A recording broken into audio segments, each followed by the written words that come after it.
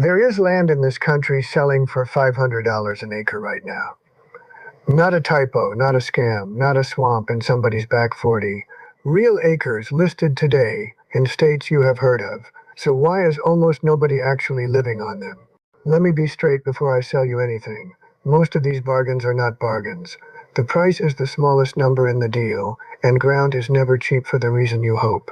Every list like this reads the asking price and stops, and the asking price is the one part of a land purchase that cannot hurt you. My name is Hank Ross. I am 70, and I live off the grid at the end of a road the plow does not come down.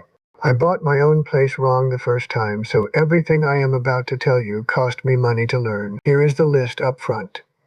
Missouri, Arkansas, Tennessee, West Virginia, Kentucky, Montana, Oregon, New Mexico, Arizona, Nevada. That is the 10, and you did not have to sit through a countdown to get them. Before I go into them, tell me in the comments what state you are watching from tonight. Just the state. I want to see where you all are, because it tells me which of these to go and stand on next. Now, the most useful thing anybody has ever written under a video like this was one paragraph long, and it was not from the man who made the video. It was from a viewer, and 130 people agreed with him. He said, be real careful when buying cheap land, because there are reasons it is cheap, and then he listed them. Access to drive-in, water rights, tax liens, property taxes, and any limitation on how you are allowed to use it. That is the whole job. 5 things. I am going to run every one of these 10 states through that list, because a price with none of those 5 answered is not information, it is bait. And I want to say one more thing about who is telling you this. A great many of these land videos are made by people who have never stood on the ground they are pricing. They read a listing site, they pull a photograph that was taken 200 miles from the county they are quoting, and they read you a number. I have hauled water in February. I have had a road washout between me and a hardware store. That does not make me right about everything, but it does mean I know which questions cost money. Missouri first, the Ozarks, and the price is real. Rural acreage in the southern counties still trades in the low thousands per acre, and the property taxes are genuinely low. Water is not the problem it is out west. The rainfall is good, and things grow. Here is what the listing will not tell you. The ticks. I am not being funny. A man wrote that he set his vest down while he ate lunch in the woods and there were 9 ticks in it 15 minutes later. Another said the mosquitoes own the state. That is a real cost in repellent, in fencing, in what your dog goes through, and in the doctor visit when one of them gives you something. And the farmland market underneath you is being pushed hard by corporate money with deeper pockets than yours, so the cheap window on the good ground is closing while the rough ground stays cheap forever. Ask which one you are being shown. Arkansas next, and it is the one I would look at hardest if you are on a fixed income. The cost of living sits near the bottom nationally, and the property tax on rural land is small enough to be a rounding error in your year. The Ozark side has water, timber, and hills, and the hot springs country is getting promoted hard right now. The trap here is the one nobody expects in the woods. Somebody wrote a single line I want you to remember, and it was beware the fees in Arkansas. A great many of the cheapest parcels sit inside old recreational subdivisions platted in the 1970s, and those come with an association, and that association has dues and rules and a board. You moved to the middle of nowhere to get away from a committee and bought a parcel governed by one. Ask for the covenants before you ask for anything else. Tennessee, eastern Tennessee, and the numbers are good. 5 to 20 acres in the deeper rural counties, Fentress, Morgan, and Scott, run well under what you would pay anywhere near the Smoky Mountains, because everybody wants to be near the pancake houses. The state does not take a cut of your income at all, which matters more than people think when your income is a pension and every dollar is already spoken for. It gets about 50 inches of rain a year, so water is the least of your problems, and the growing season runs around 200 days, which is a real garden rather than a hobby. The catch is the same as everywhere with a view. The closer you get to the tourist counties, the faster the price runs away from you, and a lot of what is left cheap is cheap because the driveway would have to come off the side of a ridge, and cutting that driveway is a 5-figure job before you own a single board. West Virginia. 3 separate people in the comments under my last video brought this state up without being asked, and they are onto something.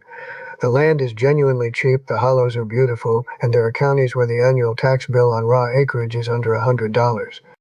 Now the part that catches people, and it is close to unique to this region. In coal country, the surface and the minerals underneath are frequently owned by two entirely different parties, and it is the mineral owner who holds the right to come and get at them.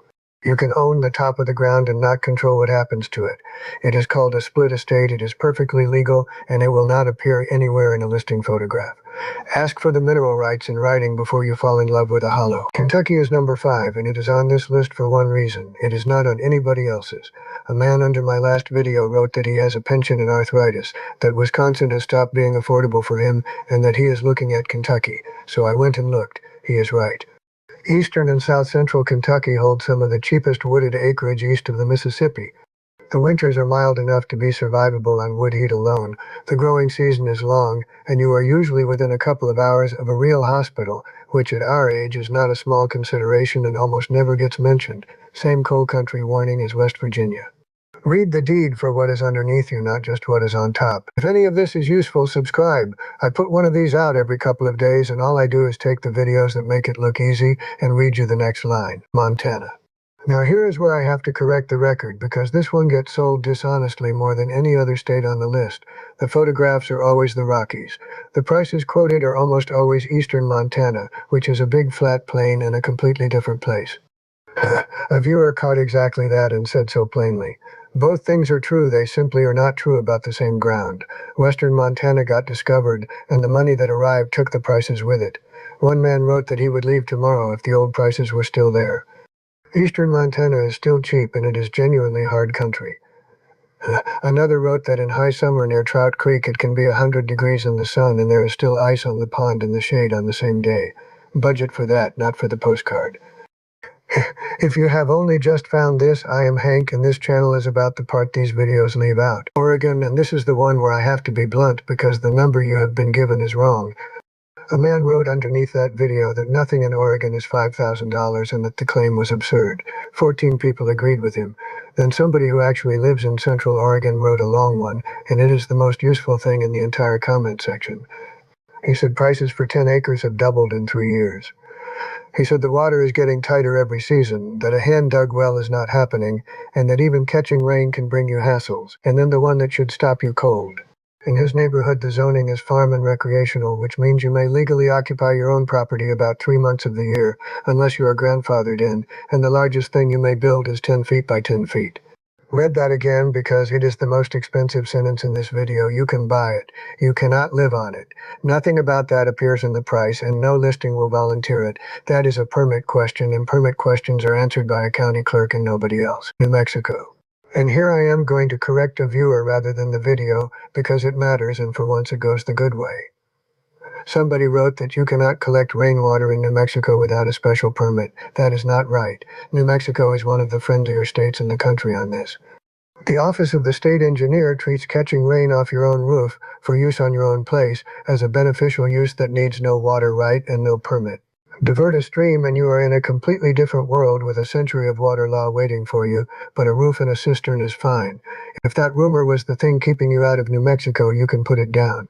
The better news is the building code. Another viewer pointed out that New Mexico has written alternative building methods and materials into its code, adobe and rammed earth and the rest, and that is quietly enormous. Code compliant means a bank will lend against it and an insurer will cover it. That is the whole difference between owning a shed and owning an asset, and it is why I would rank New Mexico above several prettier states on this list. Arizona. So what does the cheapest sun in America actually cost you? Cochise County is where these lists always point, and the land really is cheap out there. There is more sun for solar than you could use in a lifetime, and the winters will not kill you. Water is the entire question, and there is no way around it.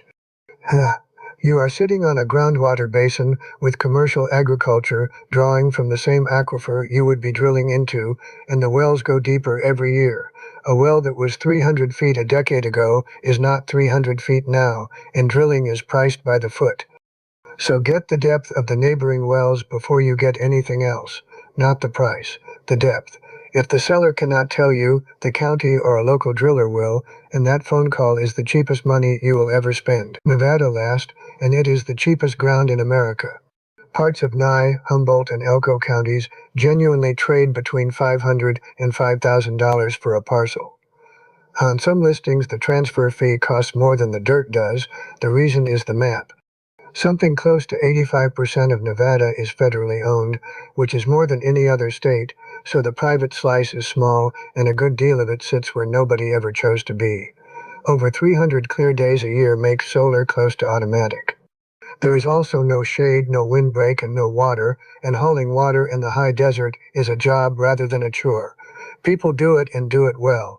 They just do it on purpose, with a plan, and not because a listing looked cheap on a Saturday. So there is the 10. Before I let you go, let me tell you exactly how to make those 5 calls, because saying check the access is easy and doing it is where people freeze. So who do you actually telephone and in what order? You want the county assessor first, and you ask 2 questions. What are the taxes on this parcel number, and are there any liens or back taxes against it? That is a 2-minute call, and it is free, and a parcel with 3 years of unpaid tax on it is a parcel somebody already walked away from. Then the planning or zoning office, and this is the one almost nobody makes.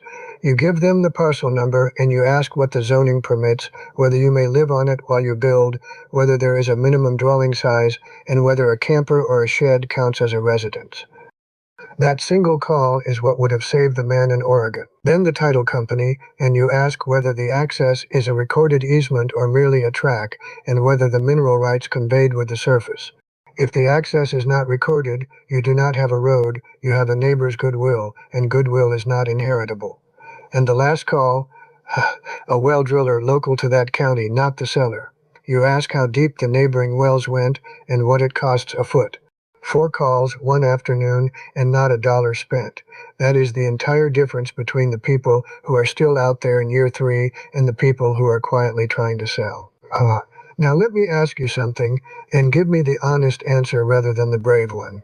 It is a Saturday. You are standing on 5 acres. The sun is out. The price is $9,000, and the man wants an answer today.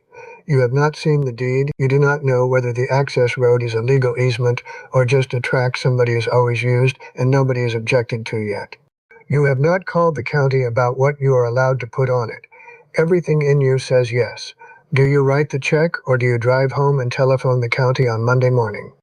Be honest, because most of us picture ourselves telephoning on Monday, and a good number of us write the check.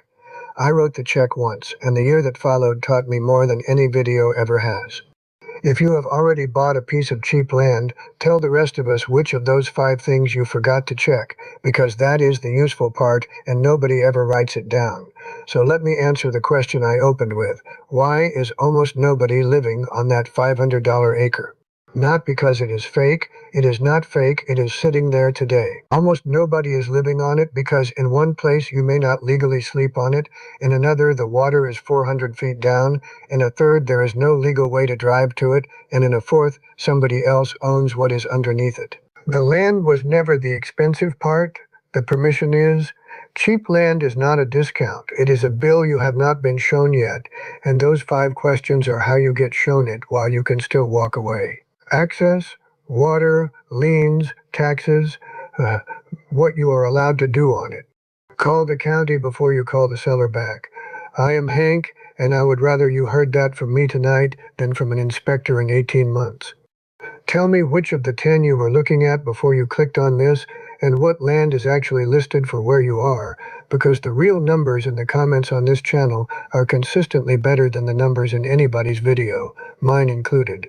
The next one, I am going through the 5 places you can still disappear on a pension, and what each of them quietly takes off you in exchange.